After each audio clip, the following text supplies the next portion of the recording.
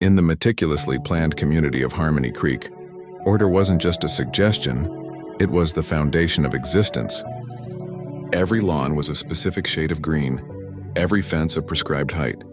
For Mark, an engineer who saw the world in blueprints and schematics, it was supposed to be paradise. Mark's life was a testament to precision. He didn't just live in his house, he calibrated it. In this world of right angles and clean lines, he was king. He followed the rules not because he had to, but because his own internal rules were even stricter. But paradise has its gatekeepers. And in Harmony Creek, the gatekeeper-in-chief was the Homeowners Association.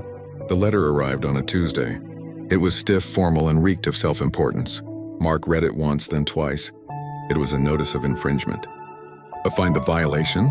Trash receptacles, it stated with bureaucratic certainty, were found to be located a full 12 inches beyond the designated perimeter of the curb. 12 inches. In a world of miles and light years, Mark was being penalized for the length of a ruler.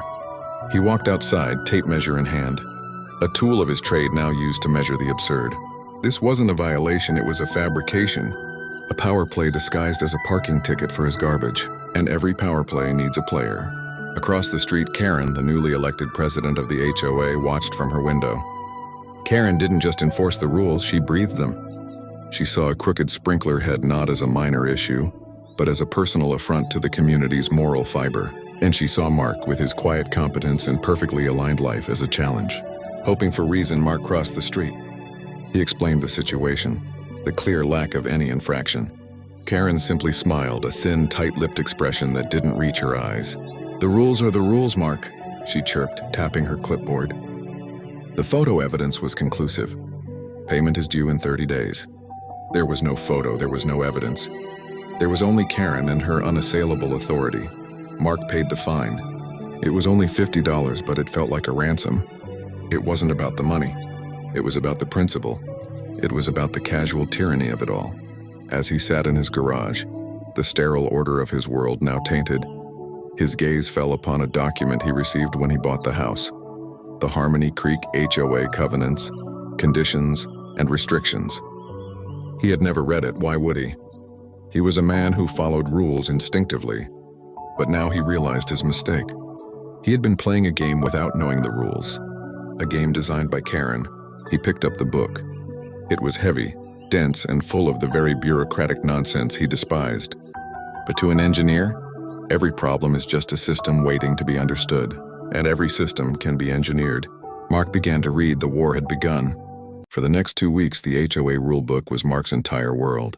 He didn't just read it, he dissected it. He treated the 300-page document like a complex schematic, mapping its internal contradictions, its ambiguities, its poorly defined terms. He wasn't looking for a single loophole. He was reverse engineering the entire system. And then he found it, the weapon. Buried in Section 11, subsection C, was a clause about aesthetic cohesion, a vague but powerful mandate. But in Section 4, detailing the powers of the board, it stated that all enforcement actions must be based on explicitly defined and measurable standards. Karen, in her quest for power, had created a rulebook at war with itself. She had given him the sword, and now he just had to get close enough to use it. Fighting from the outside was a war of attrition. Mark needed to get inside the fortress. A seat on the HOA board had opened up, a position most residents avoided like jury duty. Mark campaigned not on promises of block parties, but on a single resonant idea: fairness. He argued that the rules should be clear, consistent, and applied to everyone equally. To the residents tired of petty fines, it sounded like a revolution. He won the election in a landslide. At his first meeting, Karen welcomed him as if he were a new student in her kindergarten class. "So glad to have you, Mark." "It's always good to get fresh perspectives." She had no idea. Mark sat quietly, a wolf in sheep's clothing, observing the inner workings of the machine he planned to dismantle. His first move was almost imperceptible. During a discussion about landscaping, Mark politely raised a point of order. He asked for clarification on a small procedural matter from the previous month's budget, a reimbursement Karen had approved for herself. It was a minor infraction, a violation of Bylaw 7.2. He wasn't accusing, he was just asking. "I just want to make sure I understand the process," he said, his tone utterly neutral. For the first time, Karen's plastic smile faltered. Over the next few weeks, Mark became the board's most diligent member. He proposed new rules not to create more restrictions but to clarify the old ones. He used their own buzzwords. He introduced addendums for fence height uniformity, lawn ornament material consistency, and most brilliantly, a detailed standard for mailbox post finish and color, complete with paint codes. The board, including Karen, passed them all. How could they not? They were the very picture of responsible governance. What Karen failed to realize was that each new hyper-specific rule was a custom-built weapon aimed directly at her. Mark had spent weeks documenting every minor deviation on her property. Her mailbox, her prize-winning roses, the decorative stones she'd installed without approval, they were all now officially in violation. Mark hadn't broken a single rule. He had only reinforced them, sharpened them, and aimed them. The system, once Karen's instrument of power, was now fully armed and under his control, and he was about to pull the trigger. The first shot was fired not with a bang but with the quiet rustle of paper. Karen received her first ever violation notice. It was beautiful in its precision, citing a rule she herself had voted into existence just 2 weeks prior. She laughed it off. A typo, she assumed. An amusing little mistake, but it wasn't a mistake. The next day brought another notice. And another the day after that. Mark's meticulously crafted regulations were a minefield, and Karen's property was ground zero. Every rule was a targeted missile, and her home was the bullseye. The $50 fines began to multiply like a virus. The checkmate came at the monthly board meeting. When Karen tried to breeze past the enforcement review, Mark invoked a rule about transparency. He wasn't the accuser. He was simply the messenger, the humble servant of the bylaws. He calmly read out each of Karen's 7 violations and the escalating fines, as dictated by the rules she had championed. The architect of the system was now its most high-profile offender. Her attempts to fight back were futile.